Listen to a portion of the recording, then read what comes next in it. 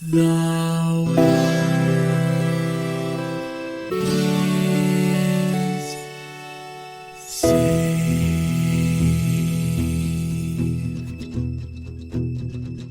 The living room's dark, save for light being cast from the big TV screen and the imminent sunrise that's teasing the one starry sky with whispers of morning. Hey, George. Hey, Lions, how's it going? I'm feeling hale and hearty, healthy, fit even. Like really no congestion, no aches or pains. Mostly my throat is super healthy. Like there's nothing scratchy or itchy in it. I'm feeling really good about my health and well-being. How are you? That's great. I'm feeling pretty good. Feeling 100%. I definitely don't feel like my kids regularly stick their fingers and in all sorts of different things and then tell secrets by putting their fingers in my mouth. Yeah, it's really amazing that the exact things that transmit, and I'm not being sarcastic when I say this, the exact kinds of behaviors that are likely to transmit diseases are the kinds of things that are not natural for us to avoid. They are social for us to avoid, right? They are learned behaviors, which unfortunately means that the children's behavior is they're like, hey, have some of my germs so that your immune system stays like fresh and ready. Because if I'm able to survive this as the child, surely you need to be able to survive this as the caregiver so that I am not left to fend for myself. But it doesn't make it any less gross. Stop putting your fingers weird places, kids. You're gross. Yeah. Oh, yeah. No, kids are just walking, talking disease factories, and you know they'll sit there. And the sad thing is that it's all biological, right? Because to your point, right, is that the way we avoid germs is social because it's not natural, like it's not inherently natural, because that is how bacteria and viruses have procreated, right? Is that like the natural way is like and they were here first, so I guess it's really our fault. But then the other thing is your kids, my kids are so cute. Everyone else's kids are trash, but my kids are so cute. So when they one of them comes up and goes like, "Dad, can I cuddle with you?" I'm like, and like just snot and gross and I'm like, "Yeah, come here," and give you a big hug, and you're like, I'm in it now. Let's do this thing. So yeah, but that's where I've been. It hit my kids and then my wife, and then I made the ill-advised suggestion that I was invincible and immune to it, and the universe couldn't let that slide, so here we is. Yeah. Did you actually say that out loud like an idiot? Yes, I have said Yes. So far it seems to have passed me over, because there was about like 2 days-ish between when, my wife like rebounded and when I caught it. So I was like, I think I did it, guys. And then like, it was just like in the movies where I was like, I think we did it, guys. I think we made it out of the camp. And then just like the bullet like rips through your skull, It's just like, no, the all is lost moment. See, this actually is a little bit surprising to me because what I would have expected you to say was your wife said, no, I think I've got what the kids got. Oh, I'm sick. And for you to be a complete jackass and say something like, but I am bulletproof and invincible. Right? The fact that you were like, I think we're going to be okay. Like that, you've matured a lot, man. Hey, and speaking of maturing a lot, there are a lot of things that we used to do as kids outside of video games, right? That I feel like we may have, though we have matured, carried with us. And I feel like that may warrant some discussion, or at least there is somebody that we know that feels that would warrant some discussion. Yeah. You skipped over shilling, but I like that segue so much that I'm just going to say there's links in the show notes if you want to give us money. Go down there. Yeah. I'm not getting rid of that segue. It's too good. We do have a mailbag question that I'm still going to tag in the notes here. So one of our listeners asked, we all know you guys were into video games as kids, and that hobby has continued into adulthood. What else from your childhood, if anything, has stayed with you after all that time? And I read this question, and it honestly made me feel pretty good about my life choices and the way my life has turned out. Because when I was a kid, I was really into video games. I like to draw and like make music and do creative stuff. I like to watch anime and like read fun novels and stuff like fantasy crap. Play D&D, like to work out, into martial arts. I still do all those things.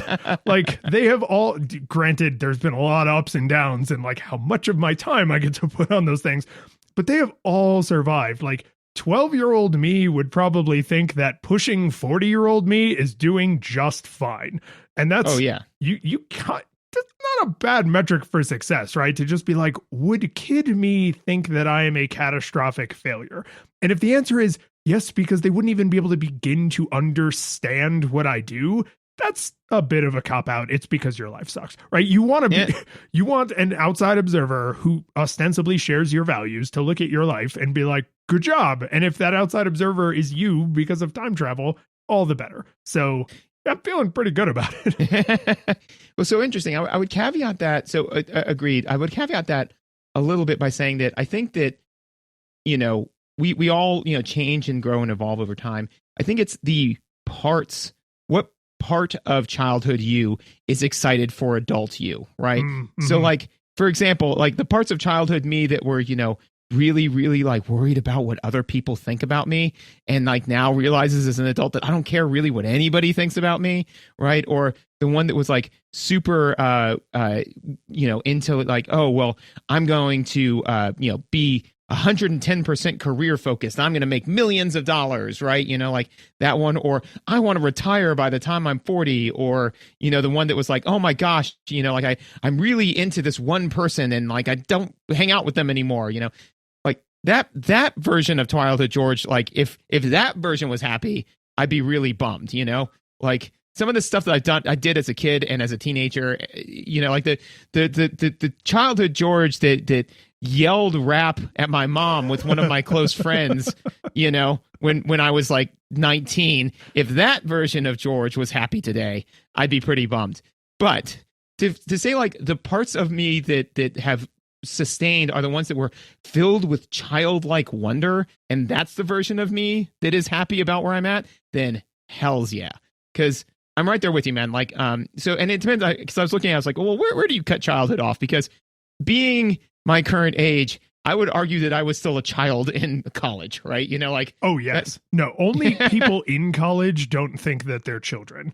Right. And yeah, anyone, like, if you go to college and then you finish, right, whether you graduate or you just stop going, anyone with any common sense looks back and it's like, that was childhood, the epilogue. And I just didn't realize it. I thought I had started reading the adult book, but actually I was reading the end of childhood. Yes, absolutely. Because, you know, I'll still like occasionally see somebody and it's just, you know, like they're like, well, I'm Airman so-and-so, and you know, like I'm 20 years old and I know exactly what I'm doing. I'm like, oh no, you don't. Like no 20-year-old does. So but yeah, if you consider that, then you know, kung fu, still do kung fu, teaching my son kung fu. And I don't think I told you this, but he finished his punch test. You did tell me. And yeah. you told me in a very honest way that he was kind of starting to out endurance you toward the end. Yeah. Oh yeah, absolutely. Yeah. No, again, like the problem with kids isn't their total sum energy. Like I've got more energy than Teddy. It's just, he's like the androids from Dragon Ball Z, where his energy just like replenishes infinitely and forever. Right. You know, so like we both go and then like I'll have 10% left in the tank and he'll be completely depleted. And then after an hour, I'll have 20% left and he is 100% recharged. And I'm like, well, darn it. But that does lead me to one of the other things. Dragon Ball Z is something that I really loved as a kid and still watch to this day. Weightlifting. And, you know, we still go lift weights. But I will say that the thing from childhood that I still do to this day, and you mentioned it as well, that I'm the most proud of is Dungeons and Dragons. Because, and the reason why is because I'm currently DMing 3 different tables and participating in one. But there is something really nice when I'm talking about DMing to somebody. Do you mean you're a player character in one? Because that implies that as a DM, you are not actively participating. No, I prefer to go with Old Testament God when I DM, which is to, you know, just kind of show up, punish a bunch of people, and then kind of fade into the background for a while. You know, I want there to always be a source for people to write, am I the asshole questions to their Reddit thread. Like my DM just kind of murdered the whole party, but like he seemed like he knew what he was doing. Yeah, no, like literally the other time I had so I was DMing and I had a monster move towards the party and they were 5 feet short of being able to run up and hit him. And I said like, I was so close. I almost got you, but I missed. I couldn't get there. And then one of the players said, I didn't think that the DM player relationship was supposed to be antagonistic. and I said, no, I get to have fun too. Anyways, this other person gets to go. So now shut up and continue scraping for your lives. Yeah, for scraping for your lives and for the paltry gold that I throw at you for treasure. But I will say that whenever I do something in D&D and I want to be a jerk about it, and somebody's just like, man, how'd you do that? I was like, well, I have been DMing for 25 years. So the fact that that's carried through to childhood, so I have that much like background in it, I'm like, yeah, I've been doing this. Look, man, I've been doing this for 25 years. I think I know what I'm about. Yeah. If only you ever like practiced or had any reflection, the things that generally lead to improvement. I will say one other D&D story while we're talking about it that happened recently was because I'm using this new D&D tool, which we talked about on another episode. And the nice thing is it puts all the rules, like makes it really easy to understand the rules. But literally, like one of the players was like, I do thing A. I'm like, no, you can't do that. It's a reaction. You get one reaction per round. He goes, are you sure? I'm like, I'm pretty sure, but double check me. And so he did. He's like, oh, you're right. And I was like, okay. He's like, okay, I use this other thing. I'm like, no, you can't do that. That's an action. And you've already burned your action attacking. So no, you can't do that. And then he did another one. I was like, and I rebuked him again, and he's like, oh yeah, you're right. And I was just like, so after 5, do I get a free sub? Like, like when are you just going to start taking my word for it, man? Yeah. At some point it's like, are you attempting to cheat? Like, are you just walking down the parking lot and you're just pulling on car like handles on car doors just to see if one happens to be unlocked? You're like, oh yeah, I attacked 4 times and they were all crit. And like, you're hoping I'll be distracted by somebody else's like confusing spell rules. Yeah. Cause he just kept being like, well, what about this? And I'm like, no, that's not how that works. No, that's not how it works. And the thing is, and I get why they don't have this mechanic, but in D&D 5e, they have a mechanic called inspiration, right? Where like a DM can give you inspiration and you get to roll advantage when you normally wouldn't. I do sometimes wish they had like disinspiration, to where you could be like, no, roll at disadvantage the next time because you demotivational poster. Yeah. Where it's just like, no. Because they're like, look at all these carrots you can use as a DM. I'm like, I would like more sticks, please. yeah, it's a lot of carrots. Can I have like a stick? Just the one. Of course, the stick that you have as a DM is all of the monsters. But yes, but that's not important. What is important is what are you playing and why should I care? So I had a work situation recently. I changed jobs, which is like good. I'm excited. But Woo! There was a lot going on. So as this whole autumn has kind of been, it's just like there's one catastrophe or like project that has taken up all of my attention after another. But the game that I was actually able to fit a fair amount of time in on was Super Mario Bros. Wonder. And part of the reason is because it's on the Switch and I can like hide the Switch in my office and just like friggin' Gollum eating fish raw, just like, yes, precious, play one level, precious. And then like, oh no, I've been here working the whole time. I'm absolutely responsible.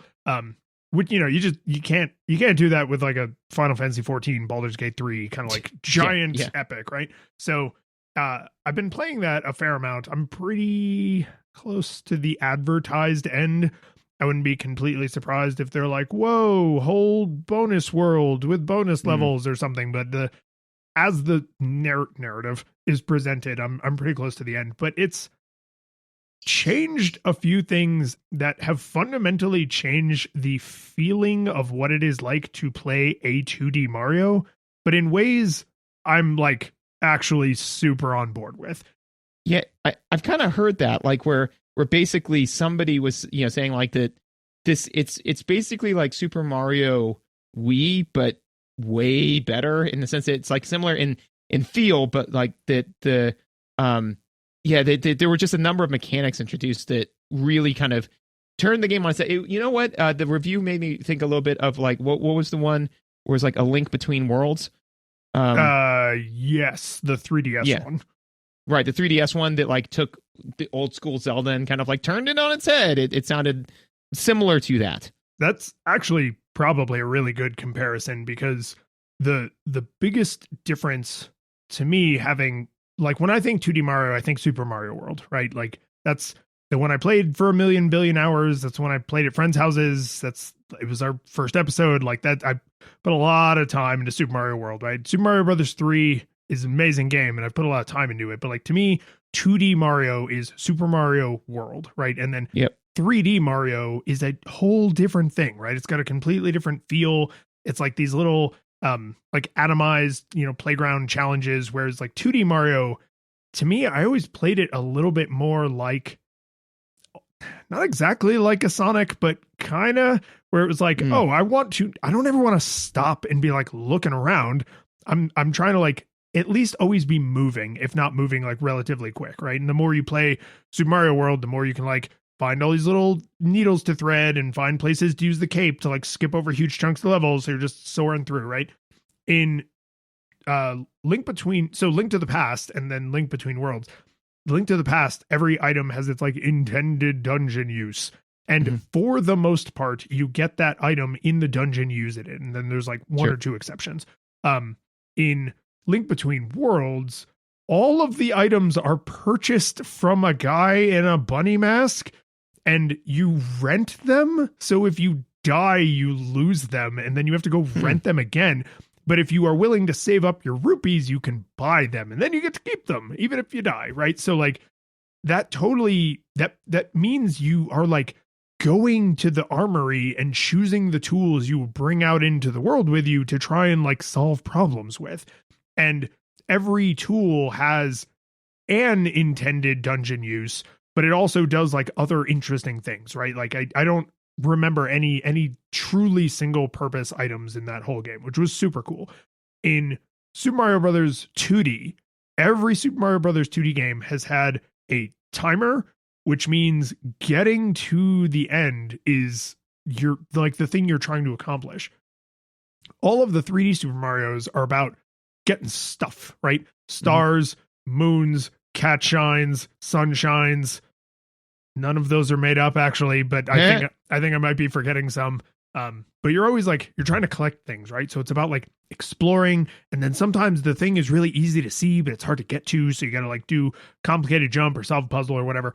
This is not that extreme, but they dropped the timer, and every stage has one or more things to find in it. It's usually a small list. It's like two, I think 3 or 4 is the most I've seen in a single stage. The stages are still about the same size, right? They're not giant sprawling playgrounds you have to explore for ages, but there's exploration to be done and the time to do it, which means you can just sort of stop and look around and just be like, oh, this is neat. Like the artists put a lot of work into this background. Like, oh, this environment's very cool. And that enemy has got a weird pattern. So I'm going to stop and watch them so that when I have to deal with it later, I can like understand how it works, because you're not under the gun. And there are places where it's like, oh, to do this properly, you have to do a fair amount of backtracking, and you can feel the like tension of like, but do I have enough time? And the answer is yes, you do. Always. Because all the time in the world. So the fact that the levels are a little more, and you could still blast from left to right if you wanted to, or if you would learn them, like they still have that flow opportunity. We don't have to, right? And there's a lot of good reasons not to, because you would miss tons and tons of game content. So having that, just like, renting the items versus finding them in the dungeon, like dropping the timer, we've talked about this a million times in a million different games we've played, like, man, does it matter. And it gave them the opportunity to say like, hey, what if something else, right? And maybe it's better, maybe it's worse, but it at least gave them the opportunity. And comparing it to New Super Mario Brothers Wii and New Super Mario Brothers Wii U, the fundamental difference between this game and those games is this game is also designed to be multiplayer. I think you can play with up to 4 people simultaneously, and you can't touch each other.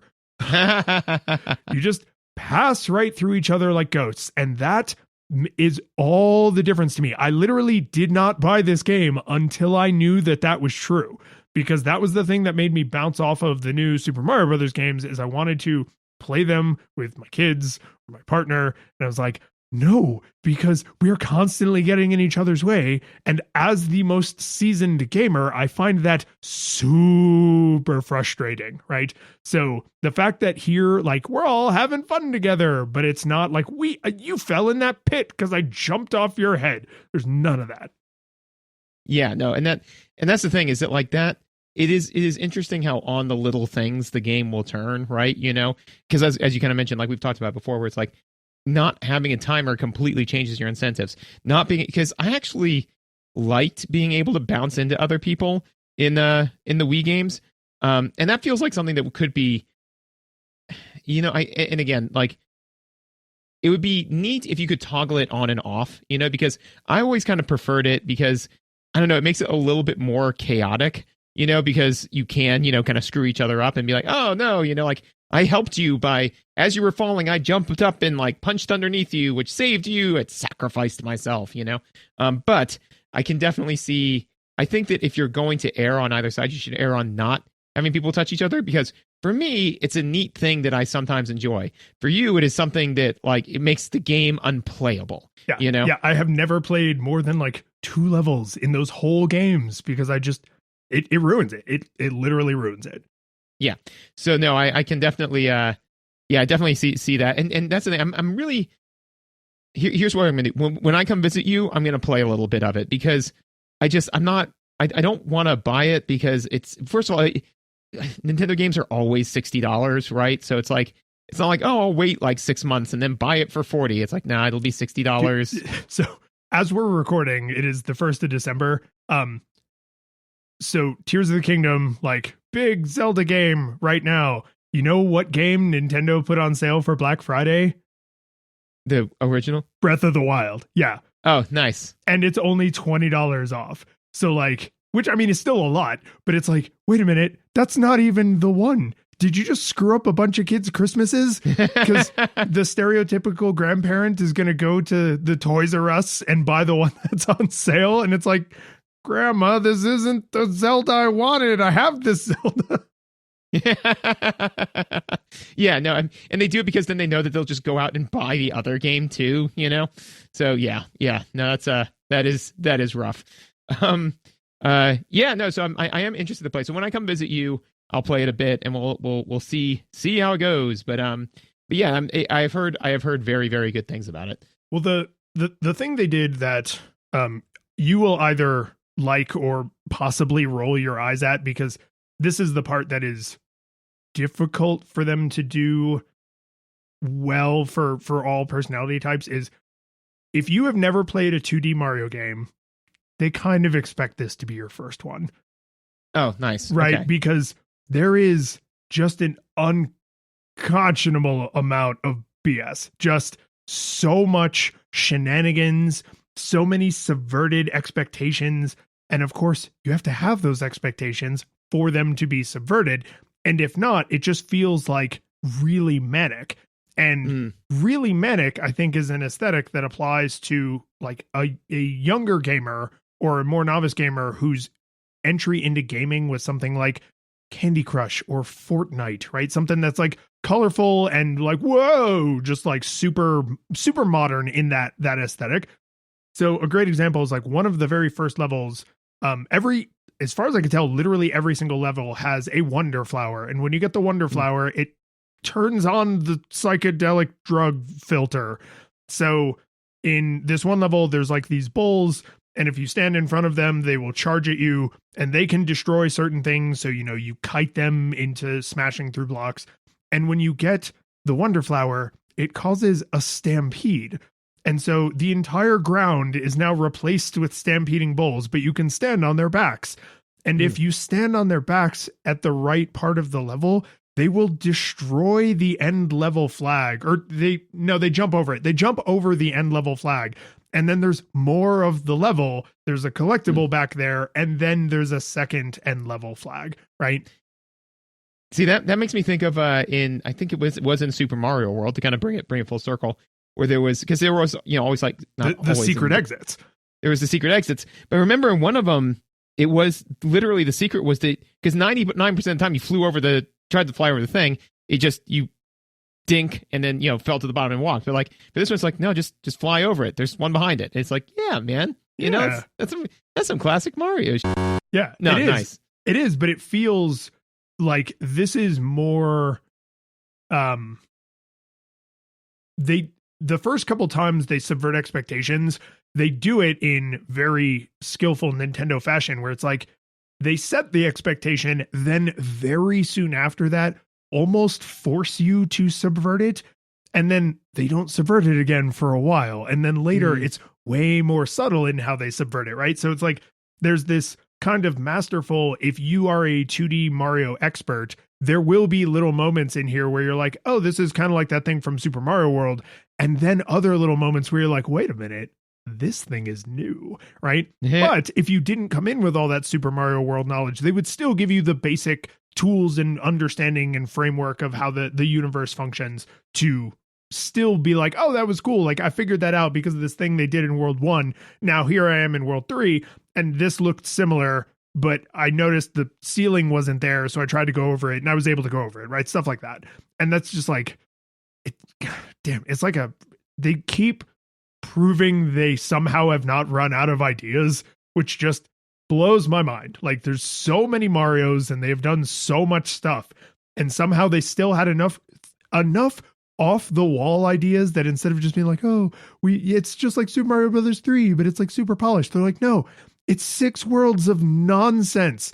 Every world has a Wonder Flower in it and they're not always good. Sometimes the stars start falling and of course those stars are superstars, so you are just infinitely immortal because it's impossible to avoid them, and so you're just crashing through enemies. But then when you get a Wonder Flower in like one of the end world castles or in some like the spookier levels, it's bad, and now like you're in considerably more danger than you were in before, but that's the only way to get like the extra collectible if you're going for like a completionist run. So like wonder is not universally positive, it skews positive, right? Just kind of like the word would imply. Yeah, I was gonna say just like in real life. Yeah, but it's oh god, it's just nice. Like it's not going for game of the year. It's not trying to compete with the Baldur's Gateses and the Spider-Man 2s of the world. It's just like, hey, what if we gave you something that was really fun, right? And that's just nice. Like I don't find myself jonesing to play it, but then every time I play it, I'm like, this game's really fun. And like sometimes it's the level of like relationship I want with the game, right? Like I just want to go have a nice lunch and just be like, oh man, I'm always happy when I hang out with that game. Good to see you again, game. Like I hope you're doing well. And I do think that sometimes that's lost, right? Where like every game is just like, no, this has to be 120-hour experience that will, consume your life. And it's just like, no, man. I mean, like sometimes I want that, but sometimes I just kind of want to, hang out and jump on cool stuff for an hour, So no, that is awesome. Yeah, that is unfortunately, other than doing chores in Final Fantasy 14, because that game continues to consume my life, and it's coming back, new expansion early next year, so I'll have many more things to say. But woo, yeah, but that is Super Mario Brothers Wonder.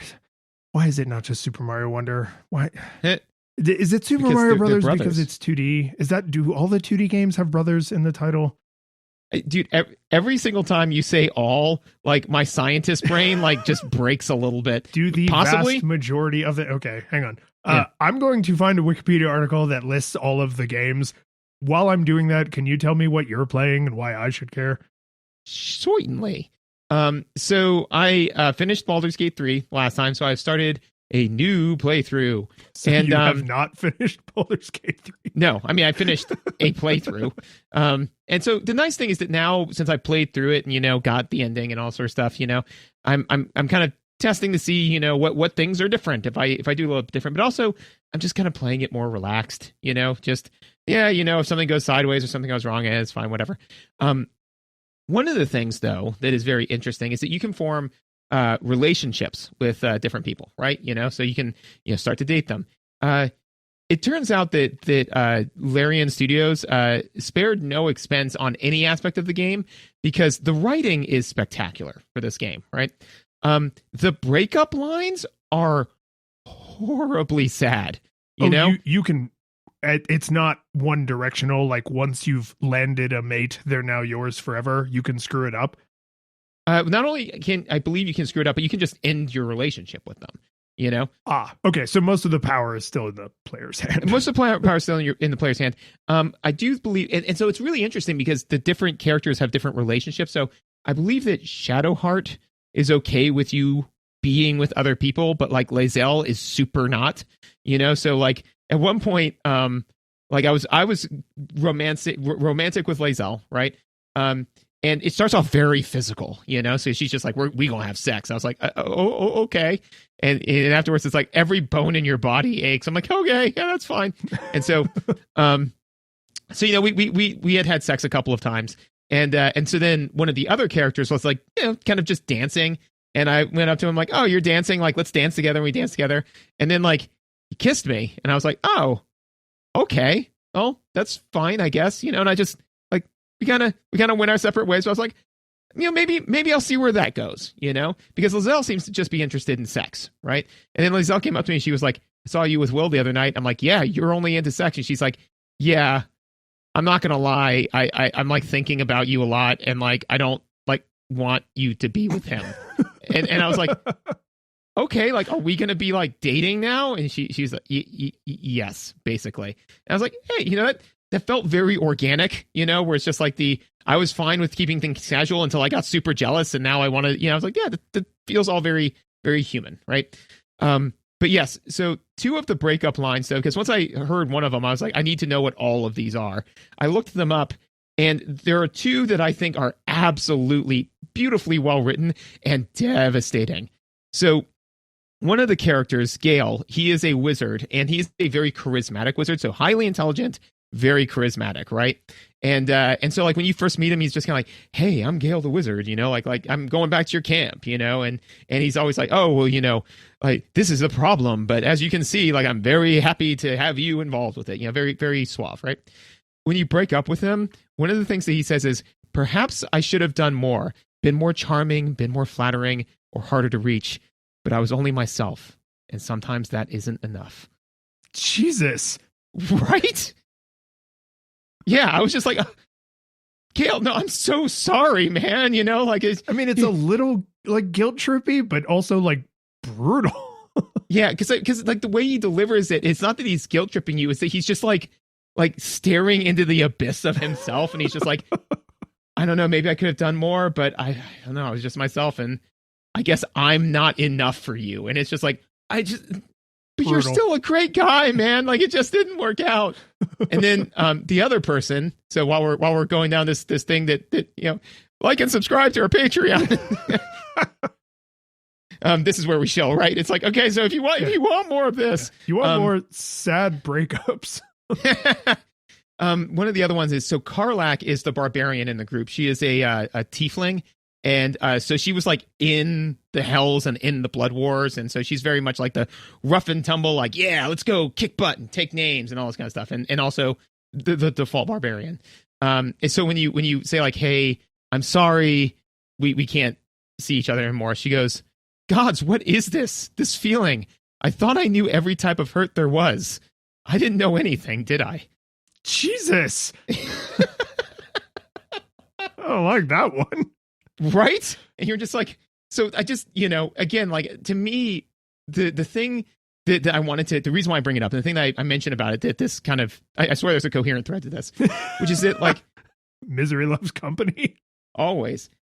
The thing that I like the most about this type of stuff is that if you want to disincentivize behavior in a video game, right, like, you can always have some sort of a mechanical punishment for it, right? You know, so you failed, you got kicked back to the beginning of the level, you lost a life, you lost the power up, right? But to me, I always resonate the most with like external, like non-intrinsic penalties, right? So for example, in The Last of Us, with Joel, right? Like, you had infinite lives, but every time Joel was killed by a clicker, that was a punishment in and of itself, you know, because that scene was so horrifying. Yeah, like, you know, or God forbid you got killed by a bloater, man. Like, that was just not the way to go. So the way that the way that the game disincentivizes you for trying to gamify relationships is make you break up with the people. which is, I don't like that, because instead of being like, oh, well, you lost relationship points with this other person because you treated this third person like flippantly. It's like, no. You can, just like in real life, you can break up with anybody whenever, but you're going to have to sit there and listen to how they feel about it. And maybe you will just at least think twice before you flippantly cast this person to the side. You should in real life. So question, is there a mechanical benefit to being in a relationship? Not that I know of. So that to me is the key difference, right? Because a sociopath would say, right, but there's benefits and no costs, and I am insane, right? Right. But to say, right, the benefits are imaginary, right? They're role play benefits, right? Like my character has a relationship with this character, and I like that that's true, even though it doesn't change anything mechanically. And if you want to be in a different relationship, there are role playing consequences. You're not gonna fudge a roll. You're not gonna mess up a spell because there's no mechanical penalty for being sad because you're out of a relationship, right?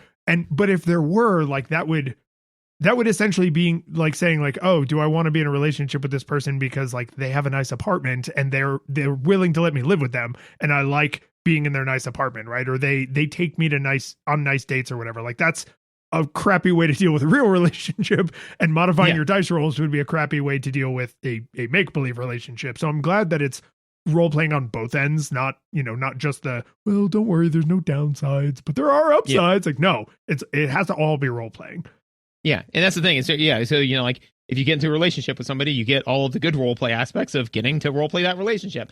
But if you decide to break up with them, you get all of the bad role play relationships of having to break up with them. So it's just like I said, it's just one of those things that's incredibly well done, and I was just kind of like, all right, that's pretty cool. And in my ending, because I was romantic with Lizelle, who is a Githyanki, in my particular playthrough, minor is she the one spoilers. Who's in like all the promo art? Yes. Yeah. She's the only Githyanki in promo art that I know of. And so minor spoilers, but basically in my playthrough, I became an Illithid. Like one does. And so at the end, with Lizelle, I was just kind of like, she was like, I have to go, like a person was like, come with me and do this amazing quest. And I was like, hey, this is your calling. You go on that amazing quest. I love you and I want you to be happy. So you go on this amazing quest, which was great because it was like the right thing to do. But also I couldn't help myself. I went and read, if you ask her to stay, she won't, because you're an Illithid now, So, but I didn't have to live through that because I was a good person and did the right thing. I loved her, and I loved her enough to let her go. And so I didn't have to deal with her being like, oh, dude, no, I can't stay. You're disgusting to me now. And I was like, yay. I did the right thing. And inside she's like, thank God he did the right thing. She's like, oh my God. I didn't know what to do if he said to stay. The only other game that I have played recently is Reign of Cthulhu, which is that new? That sounds familiar. It is a board game. So not a video game, but it is I think it's relatively new, but it's based off of the Pandemic system. We talked about this. That is yes. You briefly mentioned this some time ago. I was going to say, yes. I swear to God, I've heard of it. And I was right. I have, from you just now. Yeah. So I think last time we talked about it, I purchased it, but not actually, and looked at it, but I hadn't played it. So I played it. It's genuinely fun. It is different enough from Pandemic that like it has a different feel to it. But I will say that one of the things that it does that I think Pandemic does also to a degree, but I had a blast with Teddy is that there are a number of things that can happen that make you roll the insanity dice. You start off with 4 sanity tokens, and as things go sideways, it chips away at your sanity. And then, so just like in Pandemic, you're playing as a hero, but when you go insane, you flip your hero card over, and there's an insane version of them on the back, right?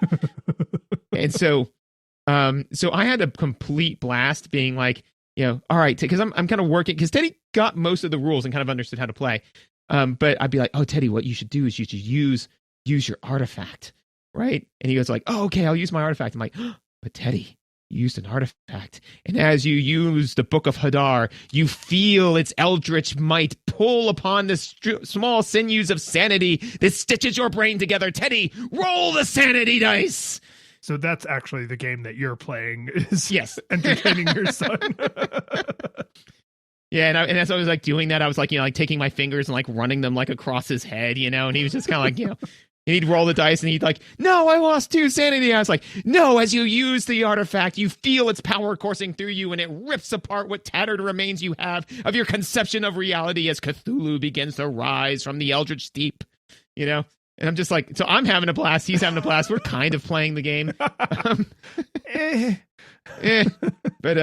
But yeah, no, it's fun. I would recommend it. That's kind of the end of that story.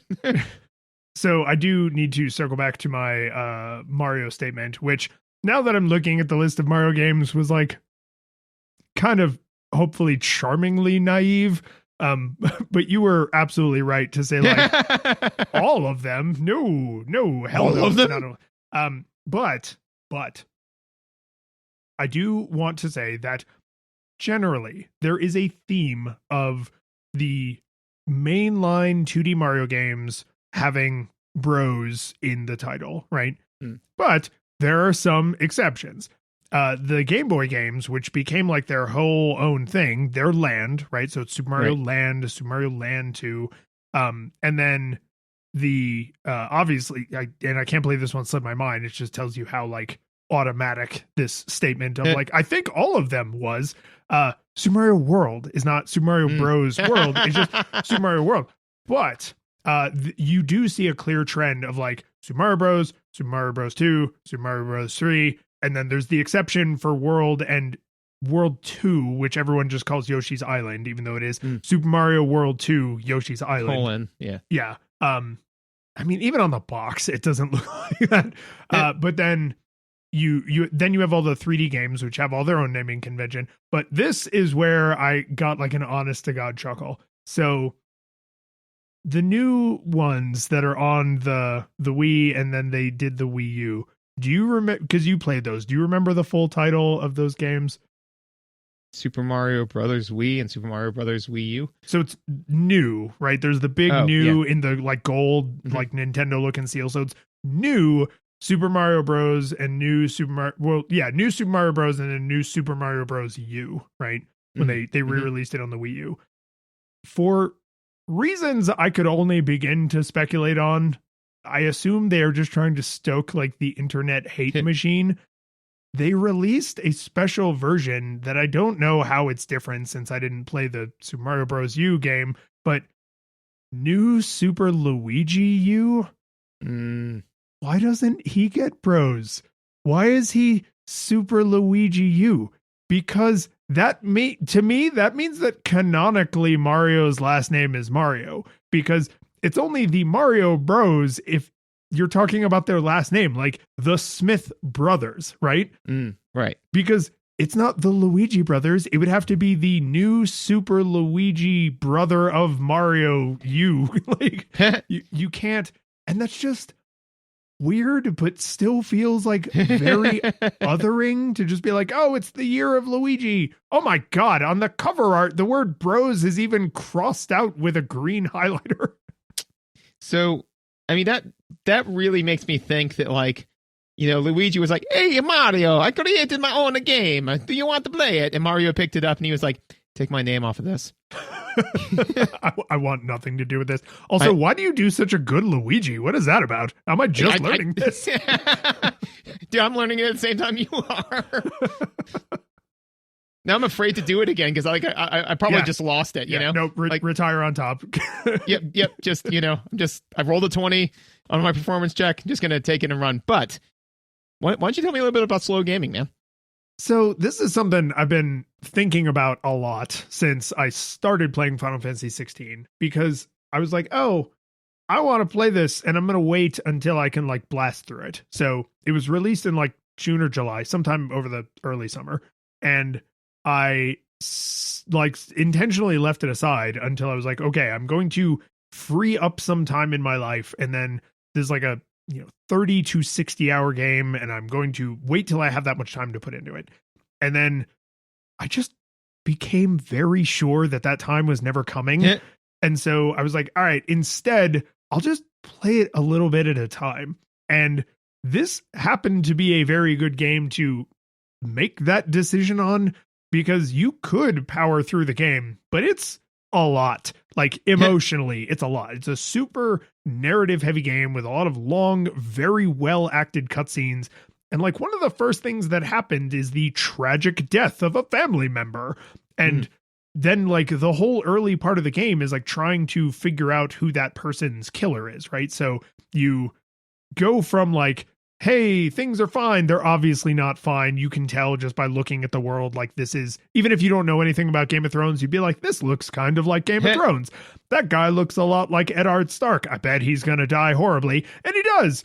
And like, there's just all these like really heavy emotional moments. And the game is bloody, but not gory, right? Like people have blood splatters on them and you see blood come out of them, but there's never any guts. It's never like visceral in that like holding your intestines in kind of way that some super violent stuff likes to do. In fact, one of the newest episodes of Invincible that I just watched does the like guy literally holding his intestines in from a slashing wound, and it was just like, you don't have to do that. We don't have to do that. You drew this. You did not have to draw that.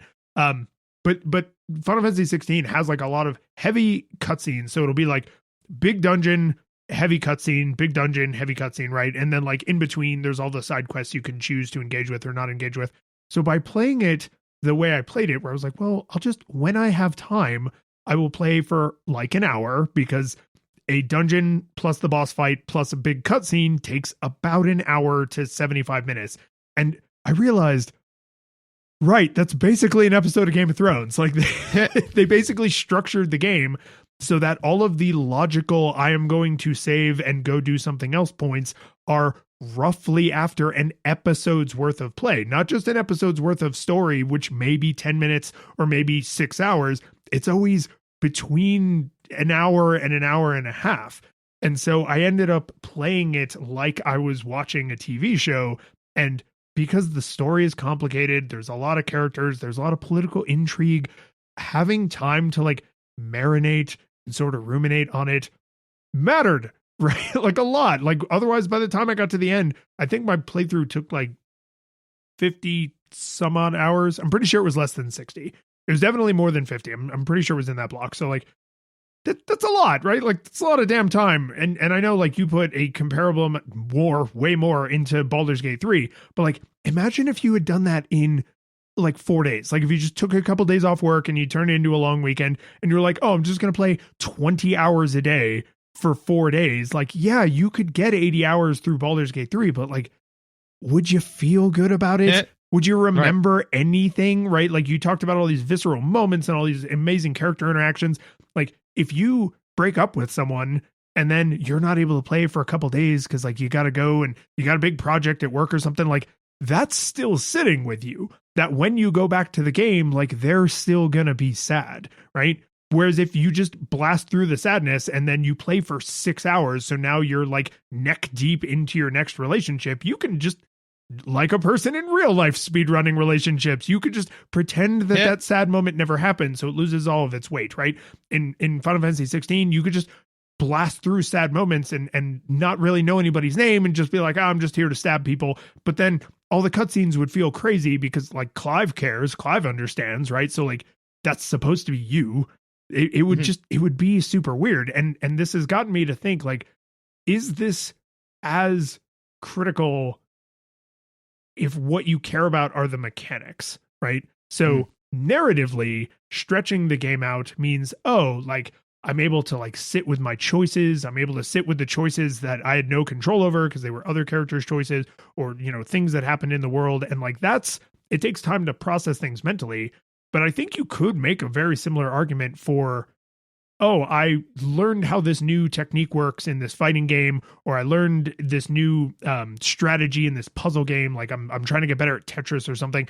And sitting with that allowed me to come back with fresh eyes and like a clear mind. And that is different than just continuously plowing through. So like the place I'm kind of landing on is what you get out of slow gaming for the narrative and for the mechanics is different, but I think they're actually both pretty good. Like there are definitely games where I'm like, I maybe would have enjoyed that more if I didn't rush it. Yeah, so I think that I think that you can actually make a case both ways, because I liked your analogy of relating it to like TV. So I remember back when I was a 13, right back when I was a kid, to bring it back to the mailbag question, like sitting there in class and like just, you know, watching the hour click by as I was waiting to go watch the next episode of Dragon Ball Z, right? You know, I was thinking about the last episode. I was not paying attention at all in school, but you know, Frieza had just reached his second form and had killed Krillin. My God, you know, and then like, but Vegeta was like, you know, freaking out, and like Piccolo was going to show up, and oh my gosh, and Goku was in this thing. Whoa, what's going on, right? So I remember, again, like you were saying, like ruminating on the moments that had passed, being very excited about the moments that were to come, all of that sort of stuff. But I think that there is something else about like the, you know, I am going to sit down and I am going to binge watch this TV show and like, you know, for 4 days, shut everything out of my life and just singularly focus on this thing. I think that they're just two completely different experiences. Like one of them, you're just kind of like, I am the Game of Thrones now, right? You know, like this is my life, you know, to the point where when you're done and you go outside, you're like, what the hell is that? Oh, right, cars. That's right. Because it's 2023. It's not, you know, it's not like, you know, ye olden times, right?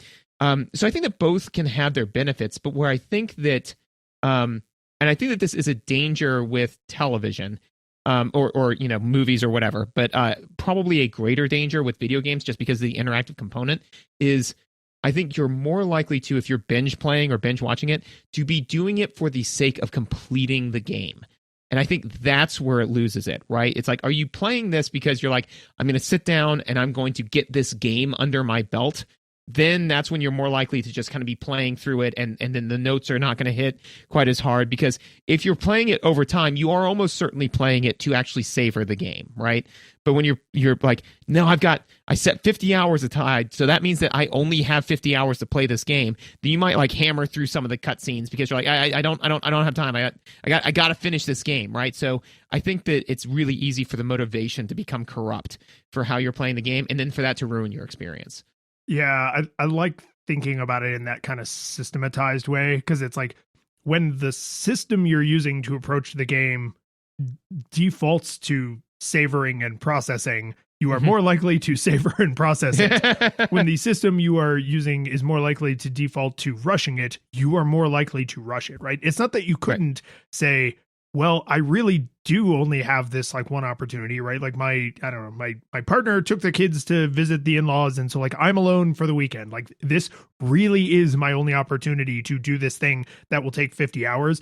That doesn't mean you're not savoring it, but you certainly have created a system where you are less likely to be savoring it, right? Whereas if you continue to show up, you know, day after day or every couple days, or God forbid, it's like week after week, right? You think like talking about playing D&D a lot. Most people don't play D&D every day. They play every week, every other week, once a month, right? If you are able to finish a campaign and your party only gets together to adventure once a month, like I hope you're savoring the story, because like what else is there at that point? Like you continue to show up with these huge gaps in between. Like hopefully you are continuing to like appreciate and engage it in those downtimes, because otherwise I know exactly what that player is like, who shows up and is like, I remember nothing about anything. I haven't thought about this since the last time I saw you guys. I was half drunk the whole time and I don't care about any of this. And it's like, then don't be here at all. Because like, I was thinking about like, oh, how are we going to deal with this problem? Or like, what interesting new things will we be able to do now that we've all like leveled up in between? And how are we going to explain how we leveled up? And somebody's just like, what kind of pizza did you guys order? Right. We're glad you're here, but you're here for the wrong reasons, Jerry. Like, yeah, and that's the thing, is that they are there for the wrong reasons. You know, it's just like, you know, God, why are you even here? It's like, because it gives me an excuse to drink. But, you know, like, yeah, but to your point, right, is that like, I think that ultimately, and like with all things, right, is that, you know, like, I think that you're less likely to plow through a game if like it's a 50-hour game and you've set aside like 80 hours to play it, because then you're like, I've got some time to breathe. I am just going to crawl into this game, because I've done that where with like TV shows and with video games where, you know, yeah, the wife was out of town with the kids, and I'm like, all right, you know, I am now going to eat, live, and breathe this game, you know, and it was great. It was a lot of fun, but yeah, the goal then was just to be like, this is how I'm going to be spending my time, not, and that was the goal, was to spend my time doing this thing, not to complete the game. It's about the journey. The curtain falls, the music plays, the credits roll, then it all fades to black, and you're left by yourself. The fanfare is gone, there's no player two there by your side to share victories won. But as you slowly progress down the hall to your bed, a few great events leak back into your head from the time that you spent traversing the land, battling evil, fighting the darkness, just sword in hand. Your memories creeping with the edge of a smile. You realize again what you lost for a while.